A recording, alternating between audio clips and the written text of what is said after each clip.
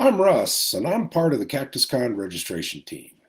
It's my pleasure to introduce our next speaker today, Hypoxic owner and operator Mark Kirschenbaum. Mark's talk today is entitled Extracting a Bootloader's AES Key via a Power Analysis Side Channel Attack. At the end of the talk, there'll be a live Q&A with Mark. All you need to do to join in is have your questions ready.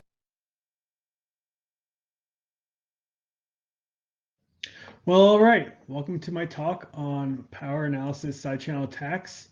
My name is Mark Kirschenbaum. A lot of people call me Trunk in the industry, so feel free to use that. We're going to talk a little bit about how I was able to break into the security enclave on a GoPro Hero 5 and extract its bootloader's keys. So I hope you enjoy this talk. A little bit about my background. I own and operate a company called Hypoxic, and we make camera equipment basically for extreme sports. So let's say I'm jumping out of an airplane and I want to capture an image of my girlfriend who's in the bottom right hand corner here. While I'm flying, I'm using my hands. I have to look at her. I'm using my face, and so I can't be holding a camera while I'm doing that. So we make a bunch of the accessories that mount on our helmets and enable us to capture these images or capture the video and make sure that we do it reliably. So in order to do that, over the years, I've had to reverse engineer a bunch of cameras, a bunch of embedded systems to make them work the way I want them to. Um, I think, like all of us, I really love to take things apart, and maybe in the past 10 years, I've actually learned how to put them back together. So, full disclosure, I used to work for a microcontroller company. I no longer work for them, and that was some like 11 years ago. But just in case people put two together, this talk has nothing to do about them. I look forward to answering the question why I'm doing a side channel power analysis attack, why I chose to go about it this way. A little bit of the power analysis behind a side channel attack, and then obviously how to implement this in the real world, because that's where you really take the pen to the paper. I'll give you some advice on implementing this in your own target, and hopefully at the end of the day, answer any questions you have on the Discord server. Okay, side channel attacks are really neat. I find them they're the culmination of like everything you've ever learned in school.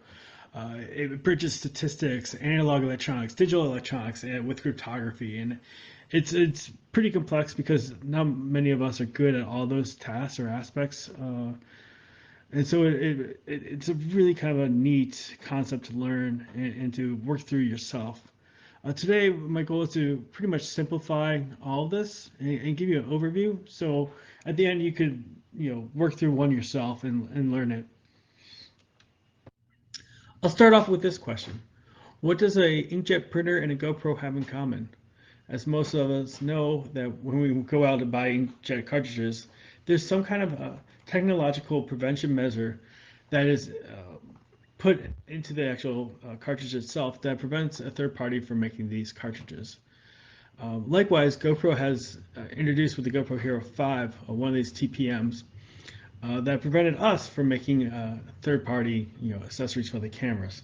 So obviously, as a little bit of a reverse engineer and hacker, I wanted to figure out how to circumvent these measures.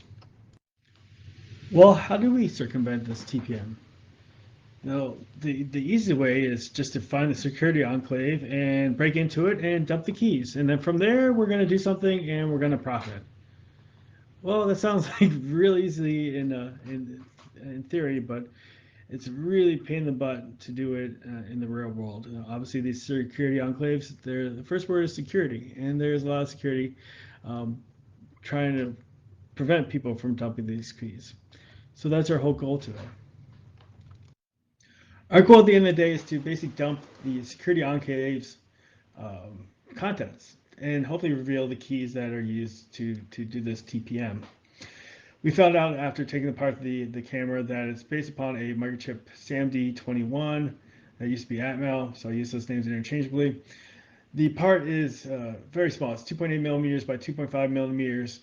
You could actually see it on the bottom here that you could see like the die that's through the actual WL CSP encasing here.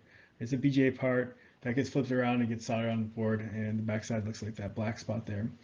Attack surface wise, it really had a small attack surface. It had only two I2C buses, no, and then what's called an SDQ, which is a bus one wire protocol to talk to batteries to gauge their health. It has no UART and no USB. So and let's see, like we're gonna attack this. Let's attack this as a hacker or as a company doing some security research on it. And all the times this is the flow that many of us will go through. We'll look at the update. We'll see how it updates, and unfortunately, we found out that it's encrypted. So a little bit of a failure there. Uh, then we'll go through like the interface, see maybe there's a debug command that they left into. A lot of times people will left. A lot of times engineers will leave, debug commands on the earlier versions before they realize like, oh shoot, I shouldn't have done that. So it's very easy to exploit those type of things.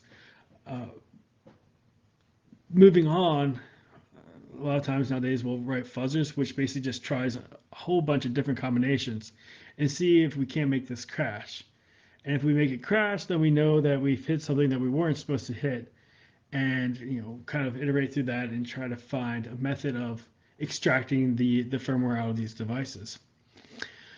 Continuing on, when that failed, we learn how the updates occurred. Okay, it's encrypted. How is it encrypted? There's ways of looking through that and seeing what kind of encryption it's using, and perhaps working through some development notes or app notes that companies push out, and figure out, maybe they use the default password type of thing, and try to decrypt it all that way. And of course, that didn't work for our solution here. And then we go even further. We take apart the board, and we'll see if like the software debug port is unlocked. They didn't set a code protect key or bit or whatever they call it, the particular part calls it, or maybe there's a debug UART that was left unlocked, or maybe there's some kind of JTAG exploit that is left vulnerable. And then finally, and similarly, we would research some vulnerabilities that the host IC has or the host microcontroller has, and there's a plethora of these out there where companies have messed up their code protection schemes and were easily able to defeat those. So that's kind of the where I was at, and then more or less was like, you know what, this is taking too long. I don't really need to do this, and I put it back, and nonetheless I failed it, and so I put this off to the side, and then COVID hit, and I was home a lot more than I expected to be, like a lot of us.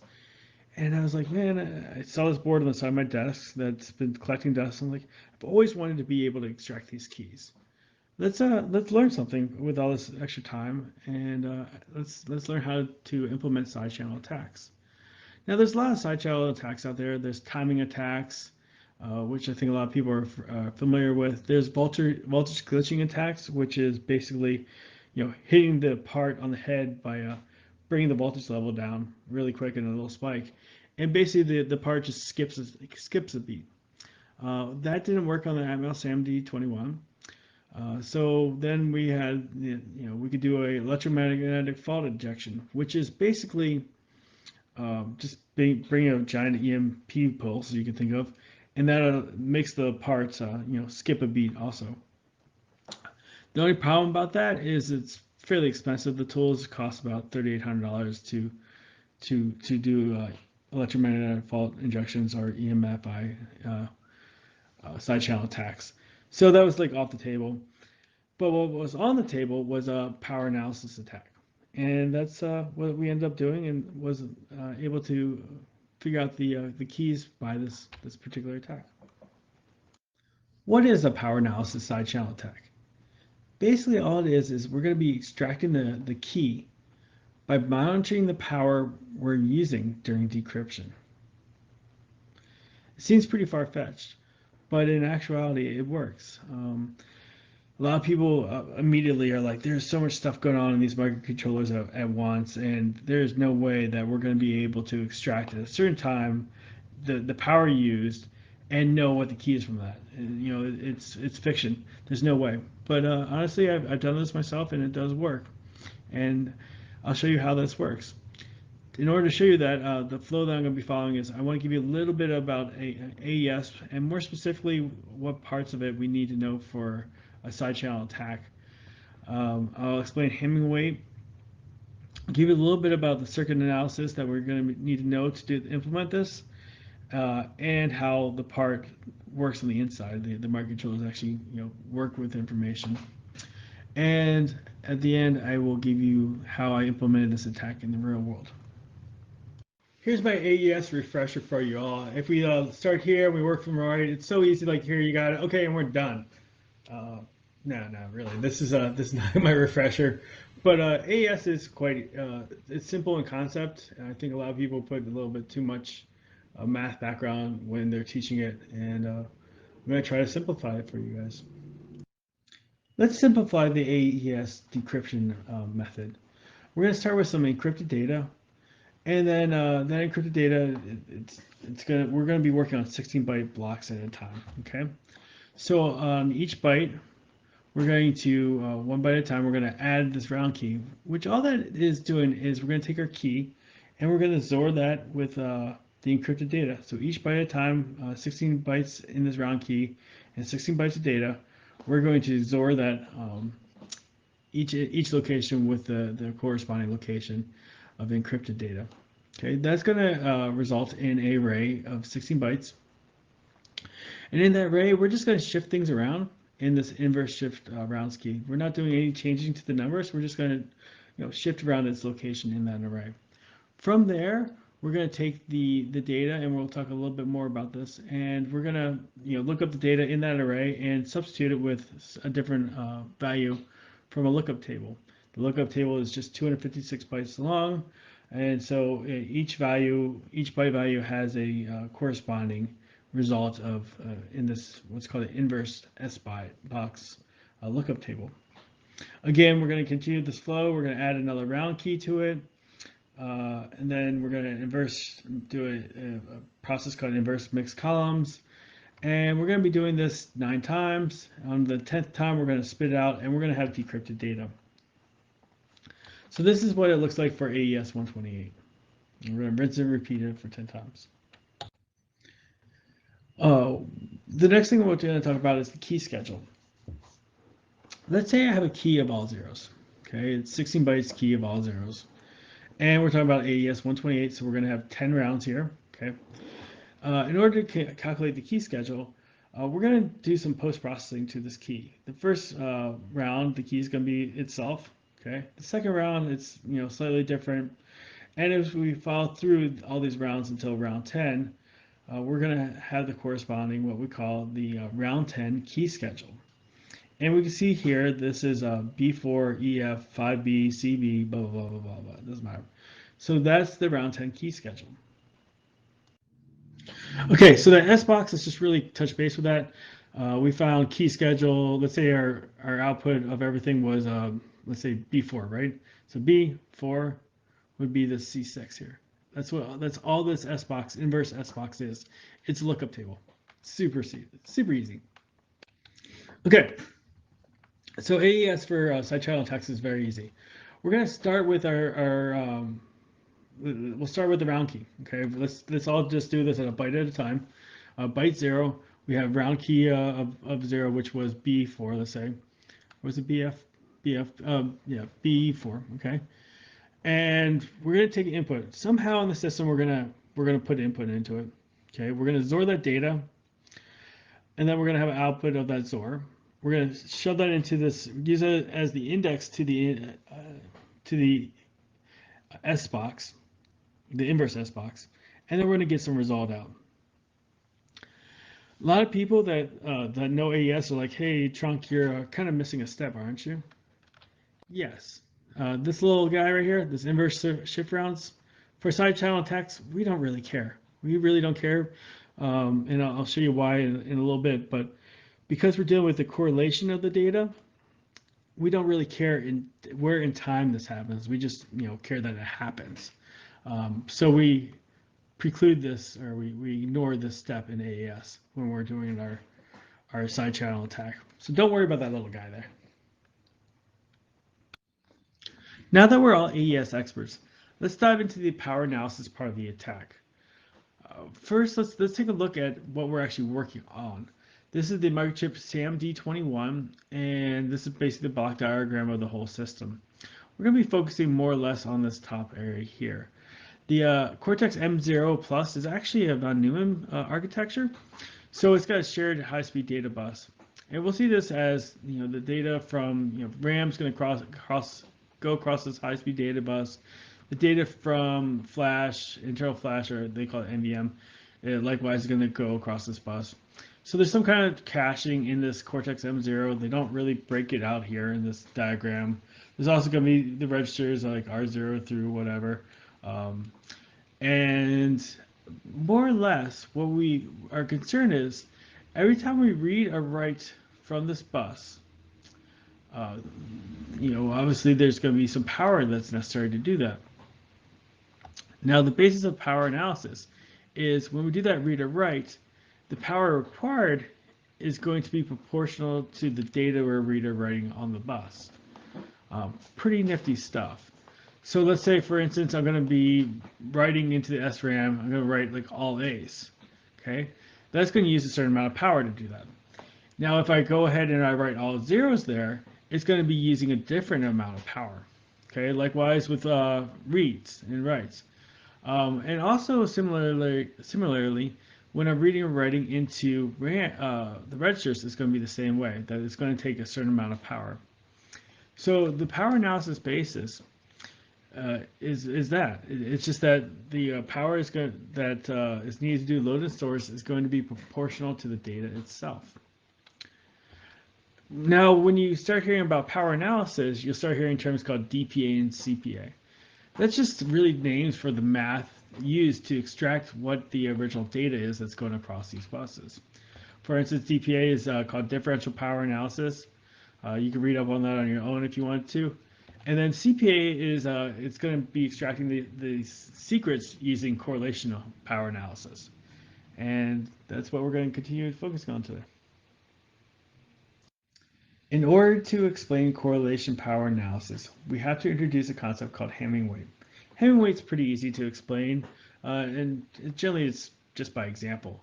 For instance, if we have the value DD, all we do is we bust this out into binary, and now we have 1101, 1101. Now, for Hamming weight, all we're doing is counting how many ones there are. 1, 2, 3, 4, 5, 6. So Hamming weight of DD is 6. Likewise, if we have hex value of 0, the Hamming weight of it is just going to be 0 because there's no 1s in this. Okay, so all we're doing now is we take out all values that a byte could be from 0 to 255 and determine the Hamming weight of it. And we'll get basically 9 layers of Hamming weights where that a number can have. So like we said earlier, during a store, the power consumed, it's going to coincide to the data itself. We use the example of AA versus 00. The power consumed at that point is going to be, for an AA, it's going to be different than the 00. And if we want to, we can probe right at this particular time, right after the inverse substitution byte occurs, and we can come up with some power usage at this particular time. We're going to take that power usage and then we're going to convert it into one of 9 Hamming weight buckets. Okay, and this is going to tell us a little bit about this information. Now we have some quantifiable information about the data that came out of this substitution byte block. So what do we do with all this? Well, what we're going to do is we're going to make a lot of guesses. Check this out. Obviously, we just talked about the Hamming weight coming out of this. Okay, so we know something about the signal. We know something about the output. We also know the input. And why do we know the input? Look, the manufacturer is going to have to push an update to you.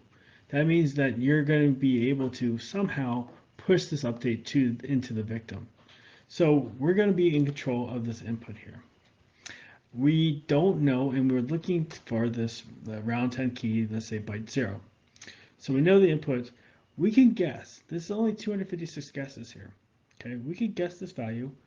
we know the input, we go and XOR it, we look it up in the S box, inverse S box, we come with output, we convert that to Hamming weight, and then we see if that Hamming weight, with the Hamming weight we've actually got, if they correlate, if they actually work. If so, +1 for this. If not, then we ignore it. That's really neat and all, but how do we automate this? Well, in order to show you how we automate this, I first want to show you what we're working on. To the left here is basically our power trace. I'm gonna grab a pointer. So this is our power trace of probably about 50 power traces. They're all stacked on top of each other. But what you can make out is you can make out the 16 inverse substitution byte blocks here. There's 16 of these little pulses all along. If we start zooming in, you'll start seeing signals like this. We'll zoom in a little bit more, and then you'll end up with a signal like so. And you'll notice how there's these like striations, I would say, of the power being used during a one of these encryption process during the output to the inverse S box function. And the reason why I zoomed on here is because this is actually a real world example of the kind of differential that you'll get there. Now that's where the two different types of side channel power analysis goes, is how to process this change. We're working on the correlation method. So there's really a thing called a Pearson correlation coefficient, which will allow us to basically figure out what the value is by how the data correlates with each other. And luckily for us, is the software will do it for us.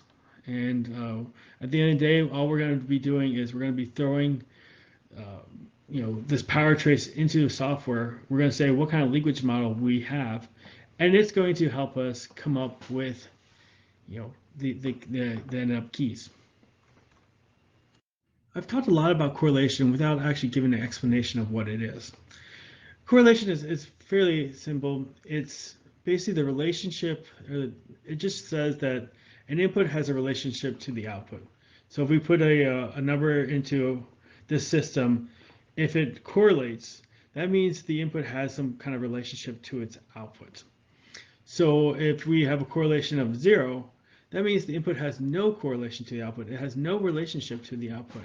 So basically it has, that number has nothing to do with the output. As we grow in correlation all the way up to 1 or -1, today we'll just be taking the absolute value. So it's basically going to go from 0 to 1.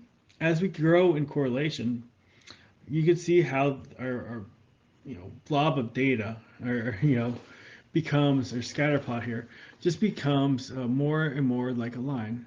Obviously, in a real world system, we're never going to have a pure in a real world power side channel analysis attack, we're not going to have a pure 1 correlation. It's always going to be, there's something else that's going to happen. There's going to be a bad sample. So we're going to get a correlation of like 0.6 or something like that, which is pretty good. But what ends up happening is you'll have all the other numbers having a correlation of, let's say, 0.2. Okay, so you have one number that has a very high correlation, and all the rest of the numbers have a very low correlation. And that's going to allow us to figure out what our original key is. So the nice thing is that we have tools that are going to be able to process all of our power traces for us. So this is what it's going to look like. We're going to put our power trace into this tool. We're going to start running it, and we're going to tell it what kind of language model we want. And pretty much you're going to start seeing these numbers pop up. Now this happened really quick on this particular part where we're able to do very minor amounts of, or a small amount of traces, and glean out eventually what this key is going to be. So you'll see here, like we have on byte 0, we have a key of EA, and with the this is the correlation coefficient here, this 0.662. It's getting nearing 1, and the next closest one is this 0.394. You'll notice that this 0.394, 0.39, these are all very similar, which means that this one is to a high degree of certainty most likely our byte 0 key. And if we go down this row, it's going to be like the same for all of them, where for a high degree of certainty, This is our key. So believe it or not here, in 150 traces, we were able to figure out the key from this leakage model, which would be EA7979 20 C8 blah blah blah. And this is the key, the round 10's key. You may be asking yourself, like, how many, like, it sounds like a ton of data that I'm processing through. And it is, but luckily our computers are fast. So let's say that we're going to take a power sample or the power trace that we just saw. Each power trace, let's say, has 5,000 points in time. Now, in each point, we're going to have to make 256 guesses. And then we're going to be doing the 16 bytes in AES 128. Let's say we are doing, like, that last one was only 200 samples, but let's bring it up to like 5,000 samples. So if we do the math there, we're only ending up with 102 billion basically mathematical computations we're going to have to do. In my laptop, that took like no time at all, like less than 20 minutes, I think, for cracking the GoPro. Once I figured out what the process and did all the stuff going out, and that's definitely a lot smaller than this to the 128th. So yeah, we found round 10's keys. This is awesome. And like I said 2 seconds ago, it's invertible. So we found round 10's keys. We're going to invert that to round zero's keys. From there, we're going to take the update and we're going to decrypt that. From there, I'm going to reverse engineer the firmware, patch it to allow myself to read out the software, read out the TPM keys, and I don't know, and hopefully profit. Yay! Wow, nice theory, bro. How are we going to implement this? And so that's what I'm going to talk about next. I'm going to talk about the tools that I used, how we input our own data into the system, how do we capture the power trace, what tools we use for that, how fast we need to capture it, and then how do we synchronize it so all these buckets are in the same spot, and then of course how do we process this information once we capture it. So if you're planning on doing any type of side channel attack, you really need to get one of these chip whisperers. The top one here is I think about 60 bucks. The bottom one's 260 bucks. And it basically comes with this whole ecosystem on how to learn side channel attacks and how to perform them on your own. This is the platform, the one on the bottom, the Chip Whisperer Lite, is the platform I use to carry out this attack on the GoPro. It's basically 105 million samples per second oscilloscope, has triggers, has a clock generator you could throw in as the input clock into your target, and a serial port, as well as a way of doing some voltage glitching attacks. It's an amazing ecosystem, and also it has like, all these tutorials on various attacks. Colin O'Finn, I think he did his PhD using this tool, and then ended up selling it, and now he does all these training things. So if you're interested in getting trained up on this, he has a bunch of courses and stuff like that, and I highly recommend it. I'm not sponsored by them, but they did send me a care package after my talk because I think they were a little bit taken back by the little board that I made by the target. So he ended up sending me one of these UFO boards, which I'm definitely very appreciative of. So that, again, this is the tool that I'm going to be using for all this and the ecosystem that I'm going to be using to run this exploit. Knowing thy system. Since we're going to be doing a power analysis side channel attack, we now need to figure out how to push data into the part so it will decrypt it or attempt to decrypt this data. So in the case of the GoPro, what I ended up doing was I ended up sniffing the I2C protocol during the update. I found that it was requiring 144 bytes per time. There was a flag at the start that basically reset the whole process, which helped me out a lot. And this is all done during the reconnaissance stage. I then found out that it would be easier to basically hack this part if I took the part out of the GoPro system itself. There was a lot of other stuff going on in that system, a lot of switch mode power supplies and stuff that would make my life a little bit harder. So I found it's easier to actually just pull that part off, make my own circuit board, and then resolder it back onto it. This allowed me to recreate the protocol and recreate, basically make a fake update process where I'm throwing at it these 144 bytes at a time, and was able to start the first decryption process, which we would end up sniffing and creating a power trace from that process. We ended up building up a converter to help us with the basically as glue logic between the chip whisperer and our target. This knew the whole update process. It basically converted the 16 bytes the chip whisperer was sending us, the 16 fake bytes it was sending us to decrypt, and it put it into that whole protocol that the GoPro was wanting for an update blob. So basically, it was asking for 144 bytes. We would expand it to from 16 bytes to 144 bytes, add on the headers, and send it to the GoPro, the target, the victim, to start the update process and decrypt this data. What's really nice about this is it allowed us also to put a very well timed trigger and throw a trigger out to our chip whisperer and to our oscilloscope to capture the power trace.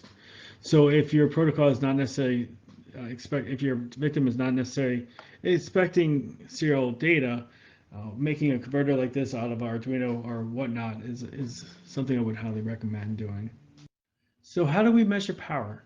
How do we create one of these power traces? Well, it's pretty easy. We look at the power that's going to the system. In this case, it's going to be 3.3 volts. And after the bulk cap or whatever capacitors they have out there, the bypass capacitors, we cut the trace and we're going to add what's called a shunt resistor to it. In this case, it's 10 ohms. And after that, we're going to add a voltage probe. This voltage probe, and I'm not going to bore you with the math, but it basically is going to allow us to measure the voltage drop across that resistor. And from there, we're going to be able to figure out the current. And current and power we're going to be using interchangeably here for this discussion. So this voltage probe here is more or less going to be directly proportional to how much power the system uses. The measurement here is going to be directly proportional to the power that the system's using. Now, if we want to do this over time, if we want for each time or each instance in t, we want to measure the power being used. All we do is we use an oscilloscope, and that will measure, at every acquisition point, it's going to measure what that voltage drop is, and therefore measure basically the power curve of the system. Let's see what ends up happening in the real world, though. In the real world, these microcontrollers now have a lot of inputs, a lot of power inputs. They have I/O power inputs. They have ones for their analog. They have, basically power input for each subsystem. Specifically, the Atmel SAM D21 had a power, what's called an internal voltage regulator for their VDD core. Okay, so in order to measure how much current or power the core is using, I had to come up with a solution. And that's where what we did here is we overdrove that VDD core to like 1.5 volts, and that shut it down, effectively shut it down. And then it was sourcing the power from this external input. Now you may be asking yourself, that's way, I'm going to blow up the part. Yeah, if it's like very hot out, or you're using this in a very heated temperature, you might, definitely stress the part. But we're not using it for very long at that voltage range, so it would be fine. So, anyways, if I continue on, I just did the same thing here. We ended up using a little bit bigger shunt resistor, okay, and that allowed us to have a little bit higher gain of the voltage drop across it. And also, because we wanted a very clean signal, we used what's called a differential probe, which just basically does the math for you, the difference between the voltage on this side versus the voltage on this side. And that gave us a very clean signal for the power trace that we were requiring to run this exploit. Okay, so now we have the power trace, but one of the things we got to figure out is how fast do we have to capture this power trace? How fast do we have to basically measure the current? We're going to be measuring the current at a certain beat, and we need to figure out what that beat's going to be. The chip whisperer is awesome, and one of the things it does is it generally outputs a clock. Okay, and what you'll do is you'll feed that clock into the system, into your victim, as its input clock. And what that allows us to do is allows us to capture right at the very point that the instruction is getting operated on or getting executed. So that makes this exploit so much easier because we know exactly when that instruction is going to be operated on. We can measure the current at that point in time, and we really it makes our lives so much easier. Unfortunately for us, what our target had is what's called an internal oscillator. It had its clock inside of itself. So there's ways that you could sniff that internal clock from like the EMF radiation and recreate that clock, or you could do what we did and we just oversampled it. So we oversampled it past the 105 million samples per second bandwidth that the chip whisper had. And in order to do this, we ended up using our trusty oscilloscope. And we just basically took the differential probe, dropped it right into our oscilloscope, had the chip whisper go to its triggers, so trigger the oscilloscope when it was capturing, and basically bypass the whole oscilloscope portion of the chip whisper. Once the data was collected in the oscilloscope, we wrote a Python script on our computer to basically suck in that power trace, and we sucked it right into like the chip whisper software. So altogether now, like man, this is you're talking a lot of hardware, but how does this all work? So let's start with what's going on. We have the chip whisper ecosystem running on our computer, and this is running through Python. It's a Juniper basic notebook that we're running. This is talking to the chip whisper and sending it 16 bytes of data. This data goes over serial, and then the serial to I2C host is converting this data from 16 bytes to the basically the protocol that the victim is expecting for an update. It's sending it to the victim, and at that same time, it's sending a trigger to my oscilloscope to start capturing the power trace. Okay. Once that capture is completed, it uploads it to Ethernet, and then this is my whole acquisition chain that was used to capture all these thousands and thousands of power traces in order to do power analysis side channel attack. So you can see like kind of the whole setup. Here's the chip whisper, talking to the computer. Over this is basically from here it was serial to my I2C to serial host, I2C over to my victim. Okay, my victim is getting the power is getting sniffed basically or monitored through my differential probe. This is going to the oscilloscope, which is getting triggered from here. And the trigger line from my I2C serial host is going there. So that's the same line. So basically technical color spaghetti at this point. Now that we're capturing all these traces, how do we synchronize the traces amongst one another? Generally, if you had an external clock, you would make it real easy to synchronize that data, and the chip whisperer does a good job of synchronizing that data for you. Since we have an internal clock and we're oversampling, how do we make sure that all these power traces are on top of one another? Because at the end of the day, we basically need that bucket to be in the same spot for each power trace. Well, thankfully, there's a solution. Well, the solution is math. And basically, we're going to use a filter called a sum of absolute differences. And that's going to allow us to align our traces. If we look below here, I have basically I have a bunch of power traces. And I have two little distinctive like waveforms here that happens on every power trace. And what I would do is I'll end up going and running this filter, this add filter on it, and do a coarse alignment. And it brings it fairly close. And then I'll run it through one more time and do another fine alignment, on this rising edge. So this will allow me to get them, squared up, so that when I run it through the linkage model, that it will end up finding the keys for me. Now we need to process all these power traces. And to do this, we're using something that's included in Chip Whisper's ecosystem. It's these Juniper notebooks that basically have a bunch of tutorials on how to implement side channel attacks on your own. The one I used was, I think, a 256-bit bootloader decryption method that he came up with.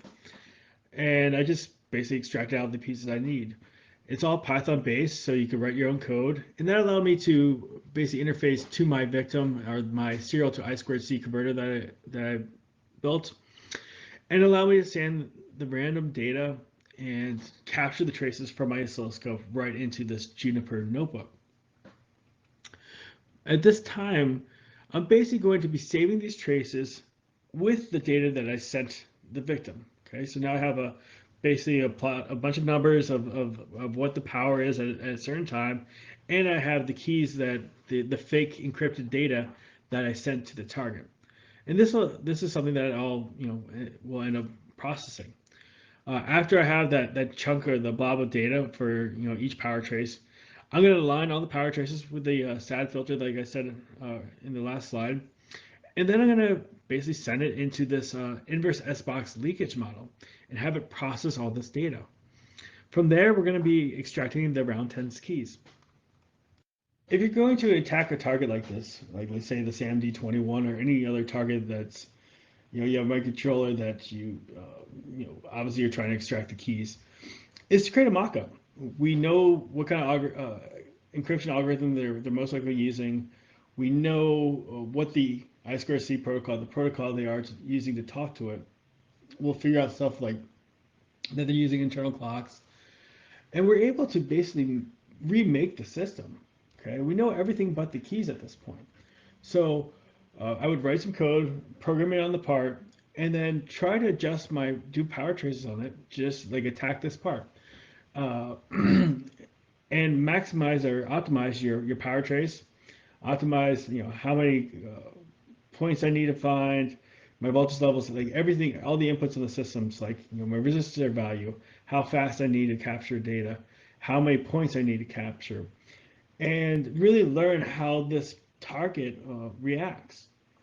And that was invaluable for me to end up extracting the key. I spent more time, I think, on this and getting this all cleaned up and right. And then once I just popped the chip in, it was very easy to extract the actual key itself. So I highly recommend this. When we're running these attacks, there's sometimes when we can't extract a key for whatever reason, like the certain key byte won't be extractable.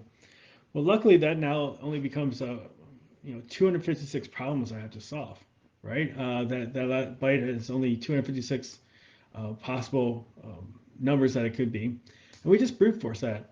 We just pop that number into the round 10 key, work our way backwards to find the round 0 key, throw in the GoPro's update, decrypt it, and then throw it in an entropy kind of post processor to see how the data looks. If the data has a very low entropy, we know we just decrypted it. The other thing I haven't really mentioned throughout all this is the chaining mode. And for decryption, it really doesn't matter. I mean, of course it matters, but to actually figure out the key, it doesn't really matter. If we look at the bottom right-hand corner here, we have, obviously our encrypted data. We're going to go through our block cipher with the key. And then once that comes out, the first 16 bytes, at that point, we XOR in the initialization vector. So the IV for decryption only matters for the first 16 bytes. And if, luckily we had the IV of 0, so it didn't really affect us too. It was very easy. We didn't really have to do anything. But if you have an IV of anything else, you can go ahead and do a little bit of side channel attack there. And there's ways around that. And for most of these, let's say for the cortex or any of these parts, a lot of times it's just an interrupt table, and we can figure that out on our own. So it's not as bad as it sounds, that initialization vector, and pretty easy to circumvent. Honestly, I could have done a lot of things better during my attack. One of the things that I didn't really care for was how small I made the target board. The victim board is very small, like big. Uh, I should have used one of the new AES UFO boards, or at least made it bigger. I get so used to making everything so small. I use the smallest resistor values. I have 0402s, and that really made it a lot harder to run this attack. So definitely make it bigger. Um, EMFI would have done this a lot faster, and that's kind of like the way of the future. I think a lot of people are not doing power analysis side channel attacks as much anymore because these EMFIs or even laser attacks are really powerful and really quick. Again, start small, make your mock-up, learn all the samples on the new AE, Juniper, Chip Whisper, ecosystem. Like run through all that stuff so you really understand it. And like I said, create your own mock-up there. And obviously, like any of the stuff, you just need to do it. You just need to run with it and try it out yourself and see how it works. At the end of the day, just make sure that you're not going down a rabbit hole. That's pretty much what this whole thing was. I mean, I'm grateful that I spent the time to learn how to do a side channel attack on a target such like this. But at the end of the day, I really didn't need to do it. I mean, I spent a lot of time figuring out how to do it, but make sure you're not going down a rabbit hole with this kind of stuff. Make sure that there's not easier ways of doing it or ways to circumvent that, um, because it's very easy to go down that with side channel attacks. Where to go to next? If you're really interested in doing your own side channel attack, I would highly recommend these videos or articles. I have a really good article on my website under my blogs on the this whole attack. It goes a little bit more into detail.